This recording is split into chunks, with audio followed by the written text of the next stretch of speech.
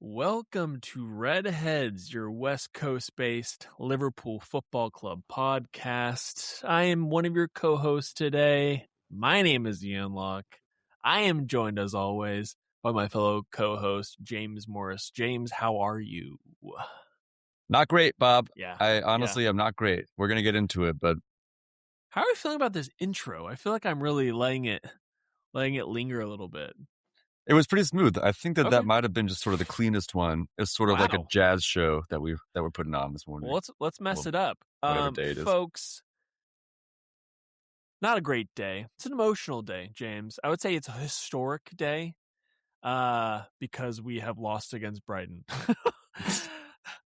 But but also, folks, today we have just gotten the announcement that this will be the last season of Mohamed Salah at Liverpool Football Club.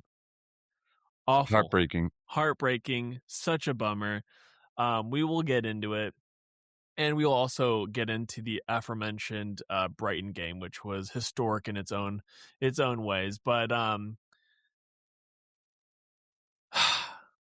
guess we could start. I have no segue other than let's just get into Brighton, a game that, James, I had pleasure, who knows, of not being able to watch it. It was not on Peacock, and when I went to go find a delayed stream of it, I was immediately shown the score, which, I think that saved me some heartbreak because this was for listeners. We are on the West Coast, as said at the top of the podcast. Proudly West Coast based. Left Coast, sometimes they say, yeah. We're elitist. We're, and it's a 5:30 kickoff. Did not want to, at this point, Liverpool have not given me any reason to wake up that early. They don't deserve my lack of snoozes to watch this game. So I delayed it.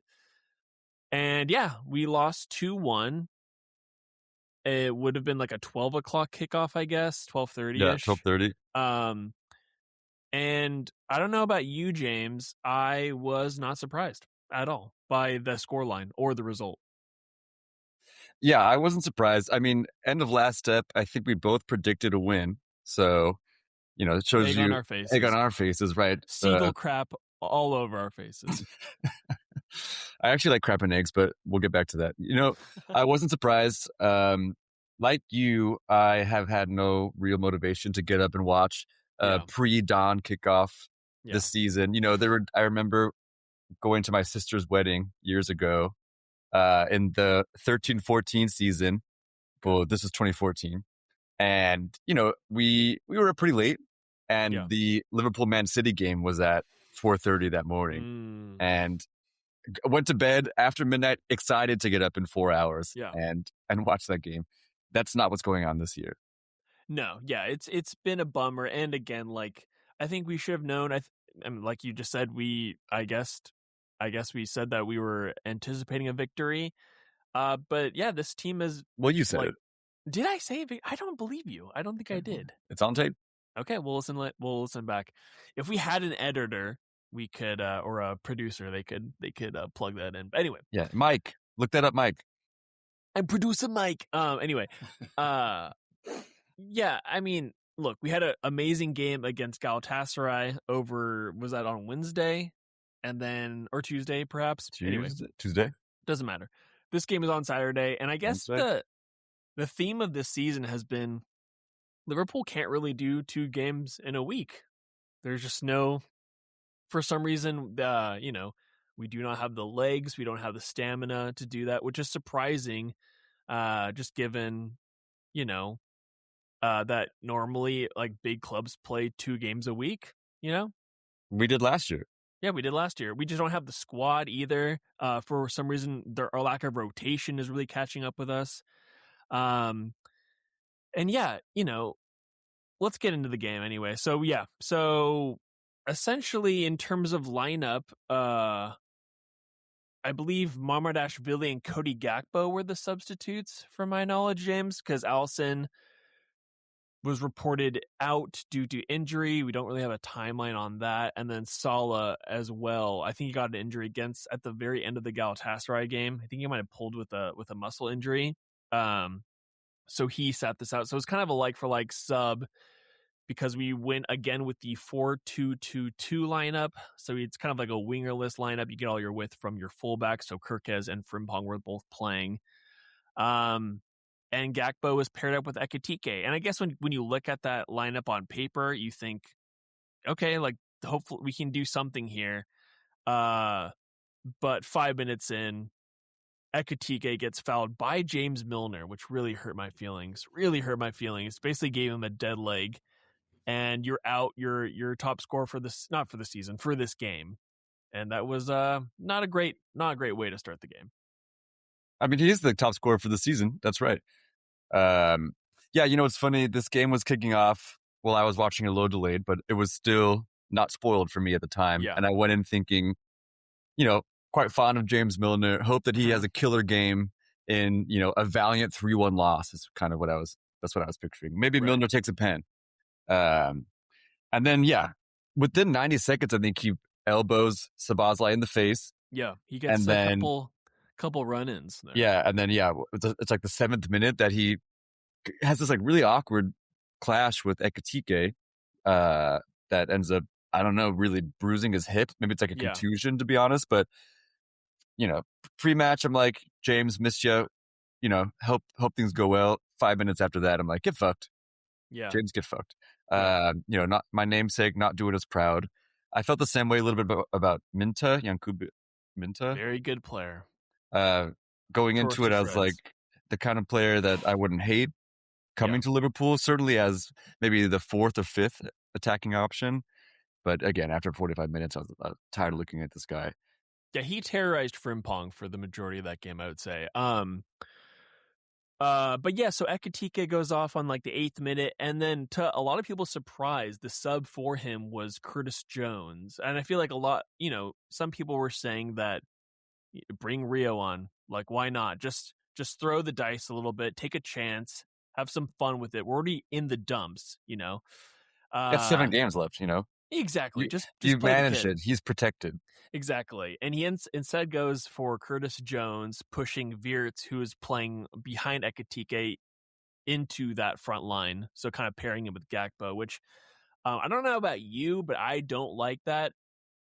Basically, in the sense that your main, your most gifted attacker in Wirtz, who likes to you're basically you're taking your playmaker out of that area of the pitch, if you know what I mean. Like now you're pushing him forward where he has less influence. And and look, Curtis Jones didn't have a great game either. He was the main reason for that first goal, which we'll get into. But that was just a confusing sub for Slot to make, who I think has been making confusing subs this entire season. Yeah, I think it was an odd sub to make. I agree. Bring on Rio, have a little fun. I think those are all great points. But I also think, moving Verse into the front too. If you're going to bring on Curtis Jones, which, fair enough, you're kind of out of options when Ekitike gets hurt, and maybe you just can't play a 17-year-old that many times in the week. Yeah. All fair, I think. But then don't play. Change the formation is what I'm trying to say. There is no reason to stick with that 4-2-2-2. Right, you can change it to a 4-3-3. You can do so many things tactically with Frimpong. Right, you can have Szoboszlai right. You can have Curtis left. Curtis came through as a left winger, and then you keep Wirtz in that 10 role.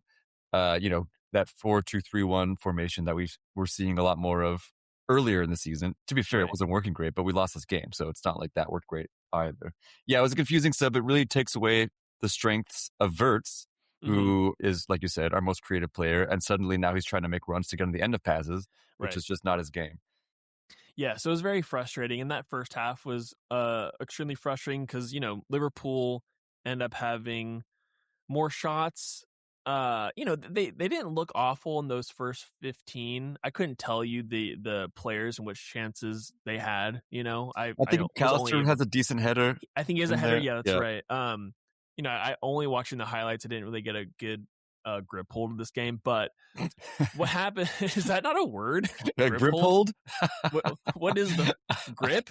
Just grip. I think it's just grip. Yeah, I like grip hold. Yeah, I'm gonna start using it. But I believe it was their first chance or their first shot. I could be wrong, James, but Brighton score in the 14th minute, and it really was our fault. Because Konate, man, he is, he goes from having, a great game, you could say 8 out of 10, 10 out of 10, perfect performance, and then he'll just go down to the sewers, throw in a 4 out of 10, just like, Yeah, 4 is being generous, I would say. and It he was, gives Brighton a throw in deep in Liverpool's half. which should still be fine. It's just You a should throw in. be We able can to handle it. handle. You should be able to handle throw in set piece defensively. But again, Liverpool have not shown that they are that capable of doing it. They like to shoot themselves in the foot, and again, they do that Well, here. this wasn't even really a set piece. They didn't take a long throw. They just threw it to the winger who then played a deep cross, right? Sort of like Right. a cross. Just Yeah. a deep cross to Diego Gomez. This felt like just very training exercise, Yeah. and just the set. So a long cross to Diego Gomez on the right, who nods it across the goal to Welbeck, who he has two hands on Konate. Really, I mean, there's no foul. There Konate wasn't calls much for the in it. Yeah. howl. I mean, to make matters worse, it was Danny Welbeck. Very annoying. He's also like 35 years old, which He is scores just, against us. He's really, quietly got a good record. Um, and it was just a horrible, abysmal goal to concede. Again, 14 minutes into the game. And yeah, I don't know. You could also argue that Marmadashvili could have done more to save that potentially. I don't know. Like, I mean, Welbeck was like pretty Like close to the goal. 2 yards out. Yeah, right. Yeah. So I don't know, but it just was one of those things where it's like, one of the first major chances Brighton has and they're able to score. And while we, as a team have to really make sure everything is in line or perfect for Liverpool to get a goal across, it's extremely frustrating. Yeah. This build up play, there was nothing special, nothing particularly interesting. It was just another like limp dick, damp squib. Squib. That's right. I think. Just Squid. Yeah. I think it's squib anyway. Like just the I think softest defending. are squibs what they call the wizards that are not good in Harry Potter, like The wizards with not no good in the magic. sense, yeah, that they're not good at magic. Yeah. Okay. I think you're thinking that filch is a squib, which feels That's right. like it's not a real sentence. Like I didn't make any sense right Also, now. But aren't squibs the things that they would use in movies where it has like the blood in it, like the little blood packet? Isn't that a squib? And then when they explode. That sounds right. Okay, That so sounds what's a right. damp squib? A damp squib. Well, look, we really went down this rabbit hole a little bit, but a damp squib is just like a boring, nothing happens, sort of pathetic experience. I don't know. Okay. Like you might describe a 0-0 draw as a damp squib. I love it. And what All I'm right. doing is describing Konate's damp squib ass defending. Look, you learn something new every day on this podcast. Thank you, James. Well, it's tough to describe. Actually, I wasn't ready to define a damp squib. I really put the spotlight on you for that, and you came through. Well, yeah, I got AI right here. I'm not even. Mm-hmm. I don't even have opinions anymore. Hey, AI might be down the drain. Sora is no more. More like sorry. Yeah. Sorry, Sora. Anyway, sorry. Yeah. Well, so I think what we're saying is that Yes. this game sucked. The performance was bad. Absolutely. We had a decent build up for about 12 minutes, and then there was just nothing going on. And the second half was even worse. It was tough to. Well, okay, there's one moment that we should talk about before we move on. The Kirkes goal? The Kirkes goal, exactly. I truly was. Watching it back, it was a great goal. It was a great finish for Kirkes. I think a player that, some of us on this podcast did not enjoy them as a player for Liverpool. They will remain nameless. Silent. Yeah, nameless. Yeah. James, talking to you.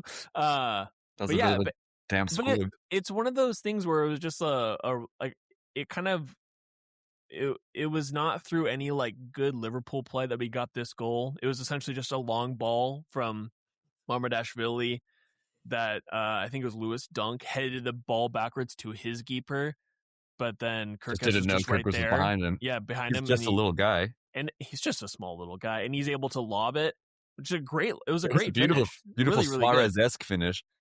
Absolutely. And that was like, I think in the 30th minute or so. So I think it was right on some 30, fight, yeah. but Right. look. So our one goal of the game comes from it wasn't even our build up play, which has been the story. It's just the same story. Yeah, but The you damn go into screw of a story. right, but you go into the second half thinking, okay, we can still get something out of this, right? Well, yeah, it's 1-1. That's right. That's what they say, and That we they, didn't. they certainly have said it. Because watching the highlights back, it was essentially all Brighton. It was again such a frustrating. Like we've said this before. Is like, what is the halftime? Like what is going on? What are the tactics? What's getting shifted around?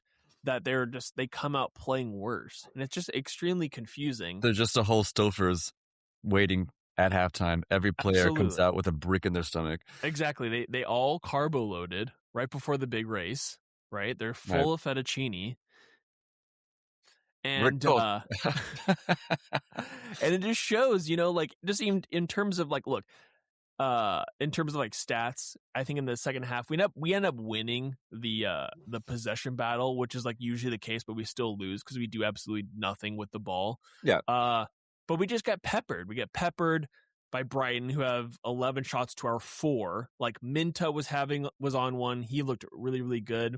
I also I always forget his name. Their left back, Kadioglu. Kadioglu. Yeah, Yeah. there are moments for him where he was just able, from the left back position, run into our midfield, bypass them all, and have a shot on goal. Just a And casual 80-yard run from their left back.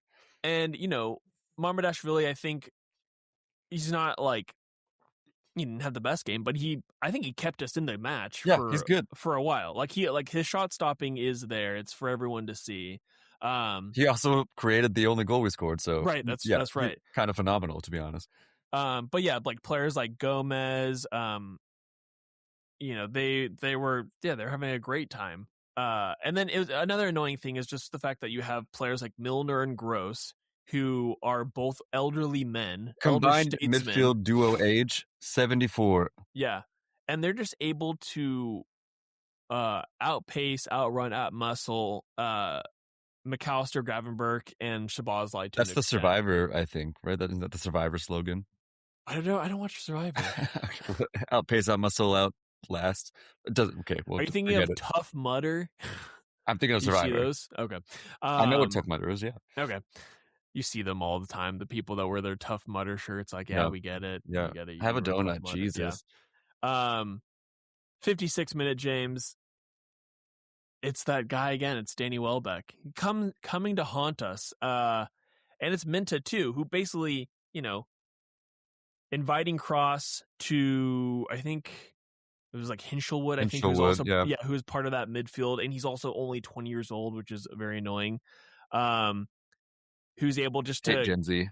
just able to give an unmarked pass to or excuse me, a ball to unmarked Welbeck, and he's able just to tap it home. And it was just one of those things where why are like there's just no, I think at that point Gravenberch was on Welbeck at some point. But there was just no defensive, like no one was guarding anyone. No one Yeah, was no manning one's up. It marking. was just No no one one's is pressing. marking. Yeah, it was a pretty tough watch live, and then I watched it back and just got angrier and angrier. I mean, again, there's like, it's not as if Brighton has to beat a man or play like an intricate 1-2. They just walk up the field, cross. Yeah. No one's there. No one's tracking anyone. I don't know. I have no idea what Virgil's doing.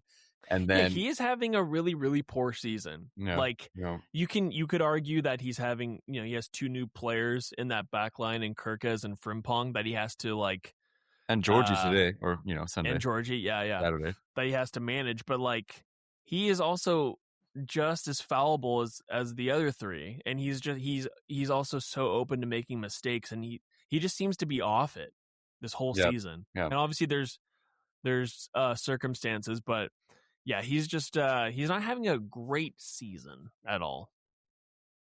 Right, which can be said about the entire team pretty much. Right. Besides Szoboszlai, you might throw Kirkes in there, shocking as it may seem. Look, the second half was awful. The whole game was awful.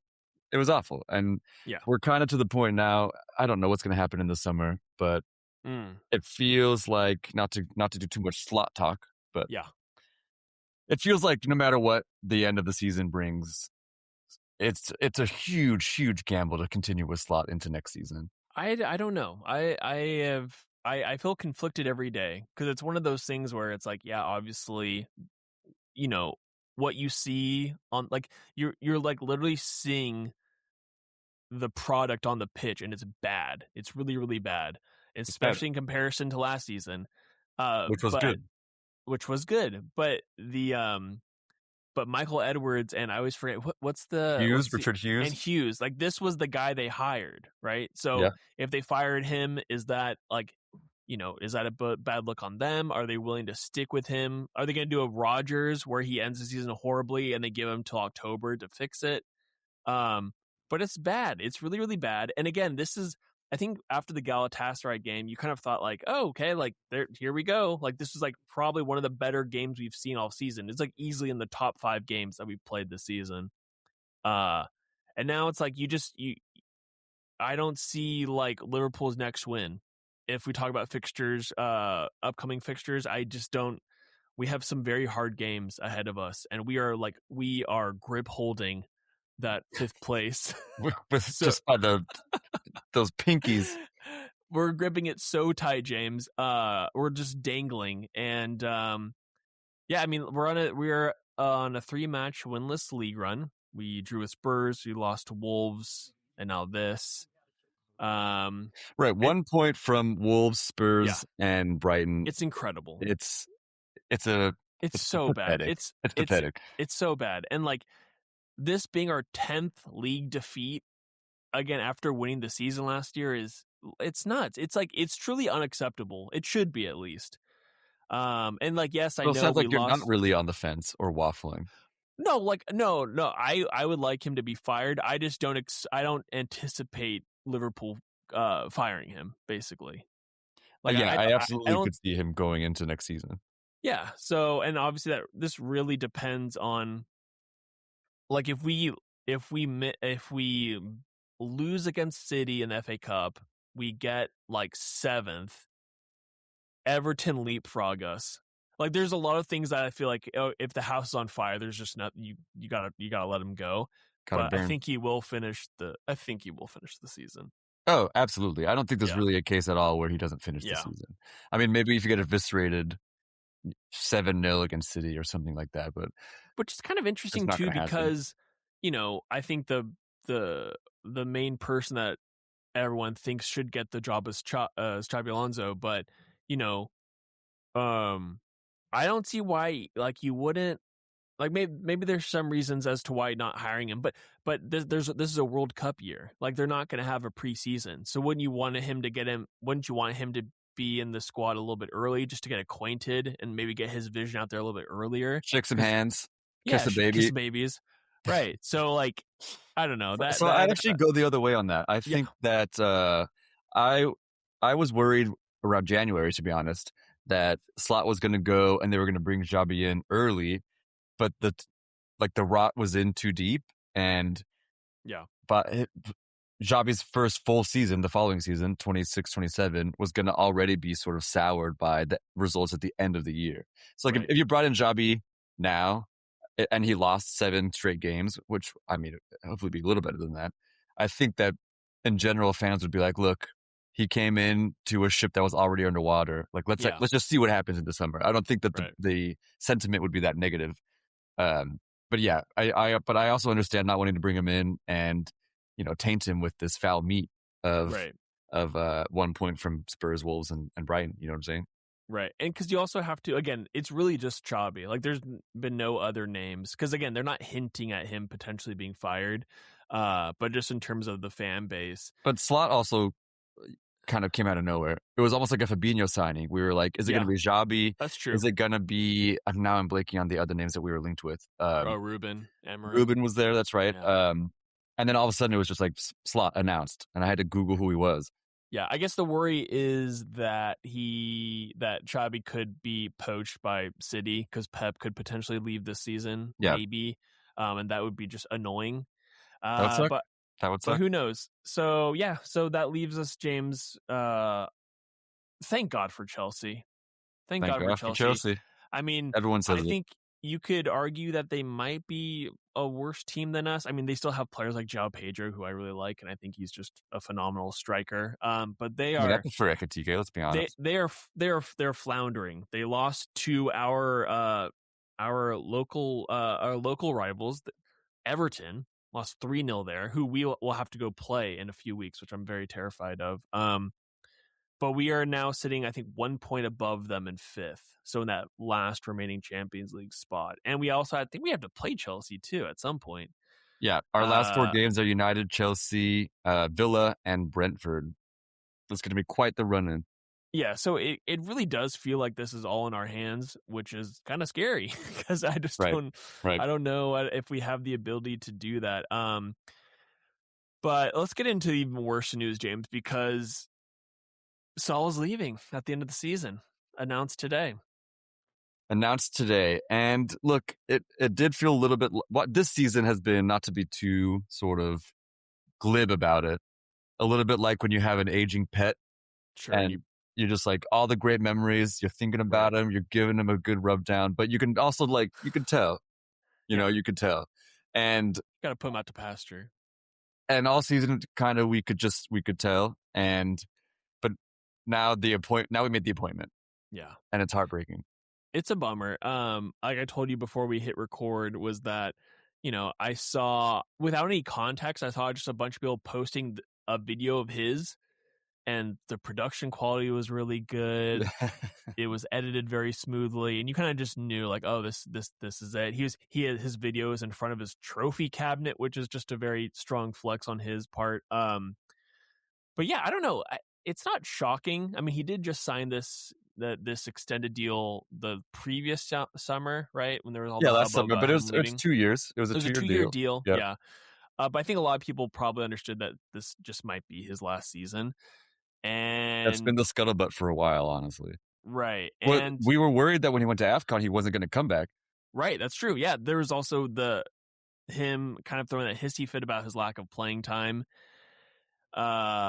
And yeah, it's sad. He's, I mean, easily, for as long as you and I have been watching, he is probably, again, I said probably again, he is the best player probably that we've ever seen. Yeah, absolutely. I mean, it's leaving out Luis Suarez too, as well. But yeah, that Suarez 13-14 might still be the best individual season that I've ever seen. But last season wasn't that bad either for Salah. I mean, 17-18, he scores 44 goals. That was phenomenal. Yeah. In fact, he beats Louis' record. That's right. Louis had scored 31. Mo scores 32 in his debut season in the league. 44 overall, whatever. Look, numbers. Yeah. Last season also was incredible. Really, he should have been in the Ballon d'Or conversation, but it's all about winning the Champions League. Right. And so Dembele gets it. But either way, I think absolutely no question that he's the best Liverpool player that we've watched. And in the pantheon of Liverpool greats, I think anyone can make an argument that he's, top of Mount Rushmore. He's like, it's incredibly, it's really, I don't think I wrapped my head around the fact that he's like, this player in my lifetime has cemented himself in like the history of a football club that's like hundreds of years old. It's like, it's pretty incredible. And it's also extremely sad because he is basically the last of that attacking trident of Firmino and Mane, and it kind of now just feels like the end of an era. It's very sad, because Mane left in June of 2022. Firmino left the summer after, and now it's just like you really are in a new phase for this club. Yeah, I think it goes back to the Klopp era, really, and the Klopp era, of course, technically ended in 2024, but that 9-year Mo run with the 9-year Klopp run, it's just sort of feels cohesive, like it's one big thing. Mo was the superstar of the team, Klopp was the superstar of the league, really. Yeah. And now it's over. That like this is the end of that era, like you're saying. And yeah.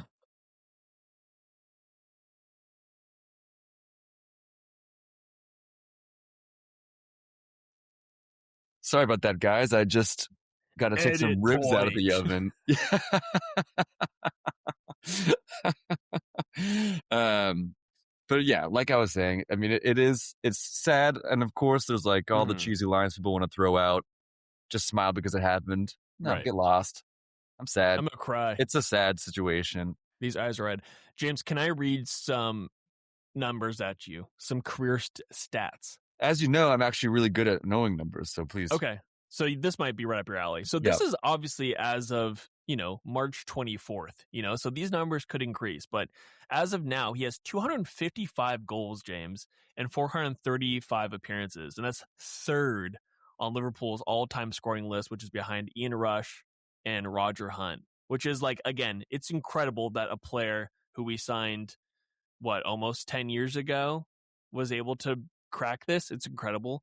It's He's the incredible. all-time. And you tell me, were Yeah. either of those wingers or were they strikers? James, they were strikers. He's That's one. He's a one of one. That's another great point. He's the all-time top foreign goal scorer in the Premier League and all-time top African goal scorer in the Champions League. He's won 10 trophies at Liverpool, 2 Premier Leagues, a Champions League, an FA Cup, an EFL Cup, UEFA Super Cup, and a FIFA Club World Cup.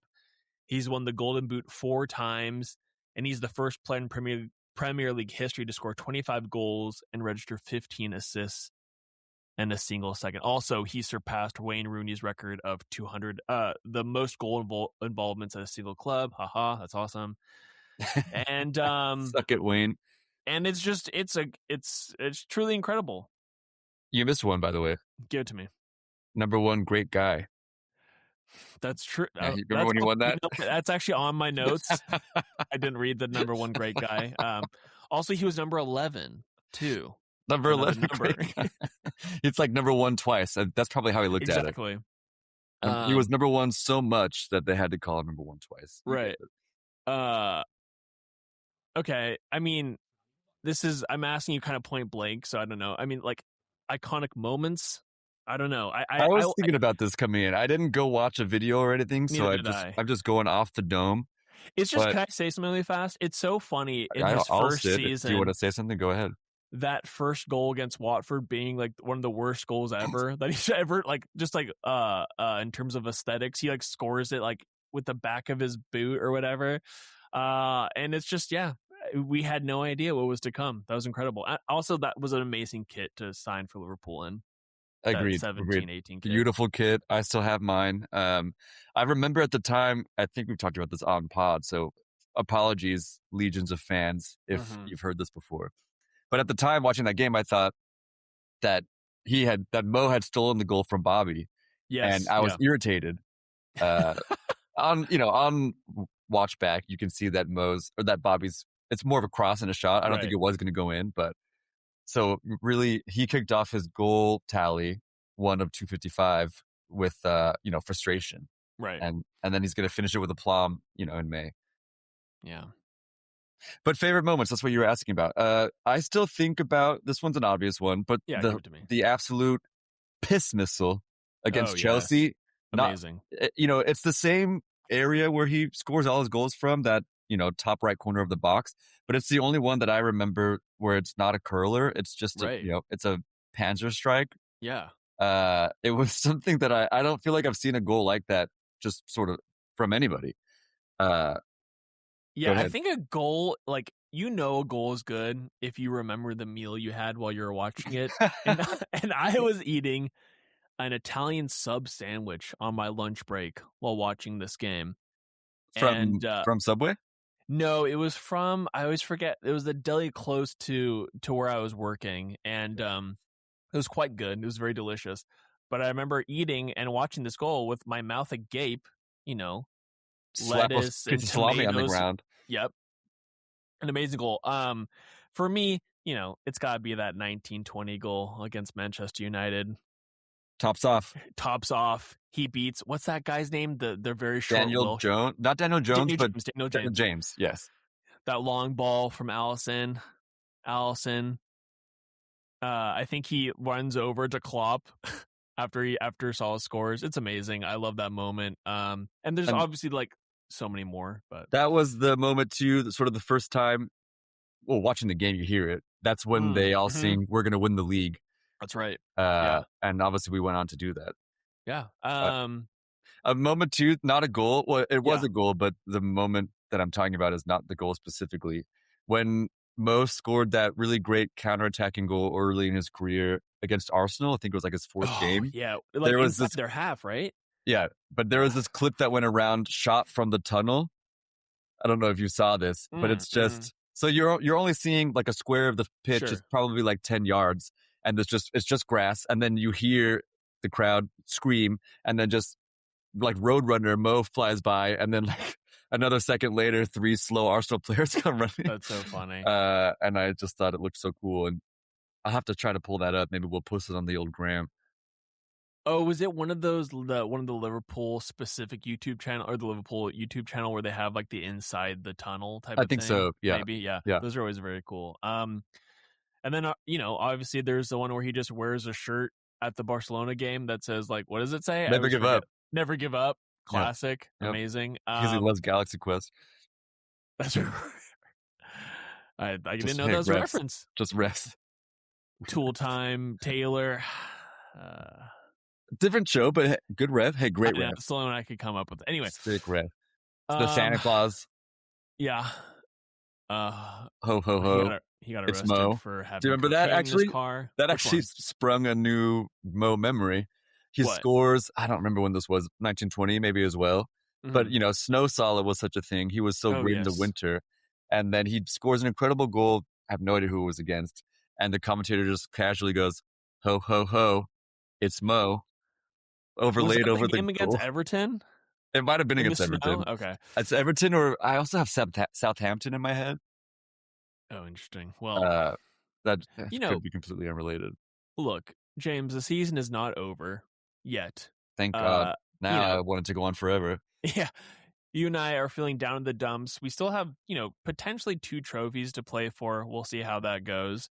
But we have this international break coming up. Hopefully, something good comes out of it. Hopefully, there's a realization that these players that we have are actually quite good and they can actually play quality football and that they can show that moving forward. But, like I said, we come back from this international break playing Manchester City in the FA Cup, who have a pretty, they beat Arsenal in the EFL Cup final recently. Did you watch any of that game?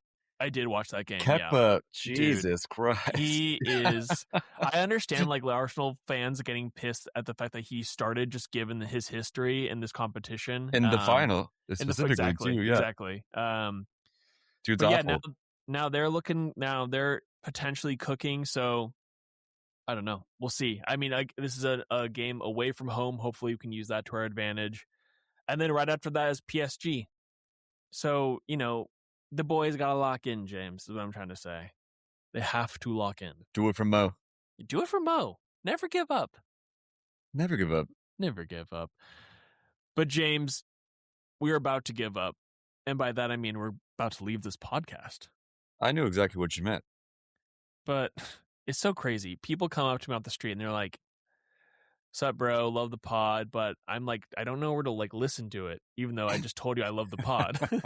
Not quite sure where to that's been find happening to me too. Yeah. Mostly like the geriatric community. Yeah. Yeah. A lot of like love canes and stuff. pod.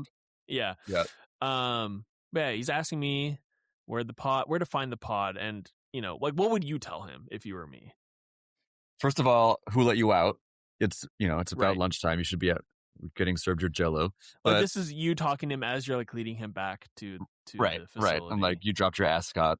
Right. It's cool that you still wear those. I don't think anyone my age does. And I would tell him, back. Hey, you heard it here first, and you heard it here last, because that's not true at all. Number one, what would I tell him? I'd tell him, first of all, do you know how to use your phone? Because what's the password? Is it the year you were born? Because it needs to be 4 digits. That's only 3.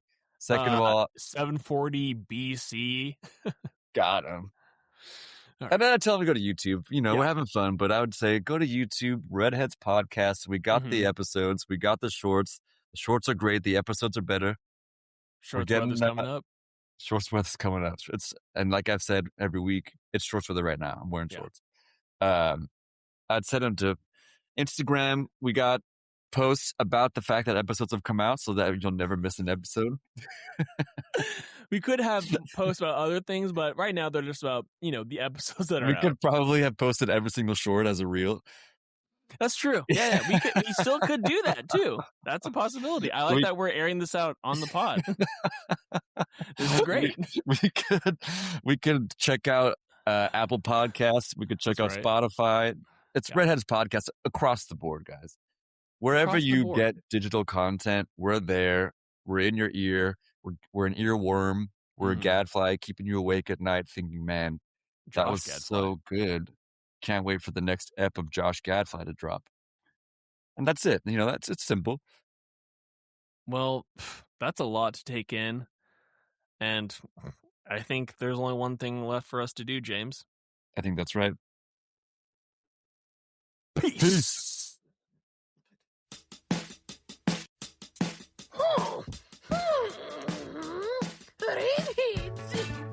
Redheads. Redheads. So sick. Redheads.